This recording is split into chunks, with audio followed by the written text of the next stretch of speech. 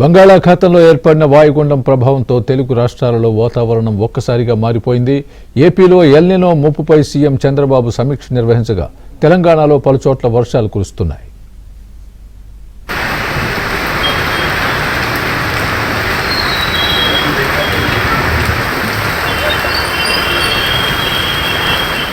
బంగాళాఖాతంలో వాయుగుండం ప్రభావం ఉన్నప్పటికీ ఏపీలో ఎల్నినో తీవ్ర ప్రభావం చూపనుందని అధికారులు హెచ్చరించారు. రానున్న రోజుల్లో భారీగా లోటు వర్షపాతం నమోదయ్యే అవకాశం ఉందని సీఎం చంద్రబాబు నిర్వహించిన సమీక్షలో తేలింది.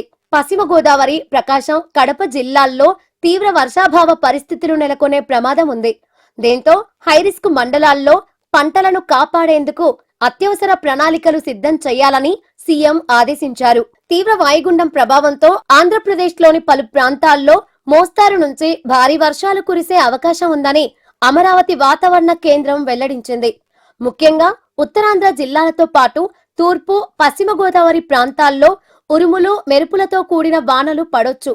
తీరం వెంబడి గంటకు 50 కిలోమీటర్ల వేగంతో ఈదురుగాలులు వీచే అవకాశం ఉండటంతో మత్స్యకారులు సముద్రంలోకి వెళ్లవద్దని అధికారులు స్పష్టమైన హెచ్చరికలు జారీ చేశారు. మరోవైపు నైరుతి రుతుపవనాలు చురుగ్గా కదులుతూ ఉండటంతో తెలంగాణ వ్యాప్తంగా వర్షాలు మళ్లీ జోరందుకున్నాయి. ఉత్తర, తూర్పు తెలంగాణ జిల్లాల్లో 2 రోజుల పాటు విస్తారంగా వానలు కురిసే ఛాన్స్ ఉందని వాతావరణ శాఖ తెలిపింది.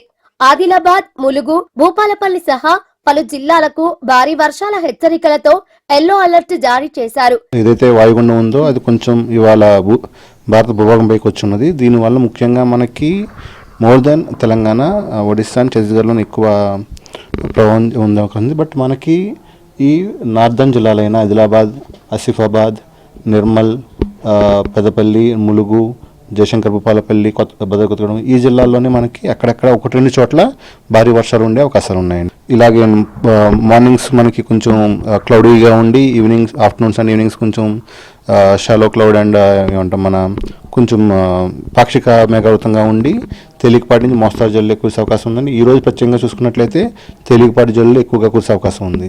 తెలంగాణలో కురుస్తున్న భారీ వర్షాలతో ప్రాజెక్టులకు వరద ప్రవాహం భారీగా వచ్చి చేరుతోంది. మహబూబ్ నగర్ జిల్లాలోని ప్రియదర్శిని జూరాల ప్రాజెక్టుకు ఇన్ఫ్లో పెరగడంతో అధికారులు గేట్లు ఎత్తి దిగువకు నీటిని విడుదల చేశారు.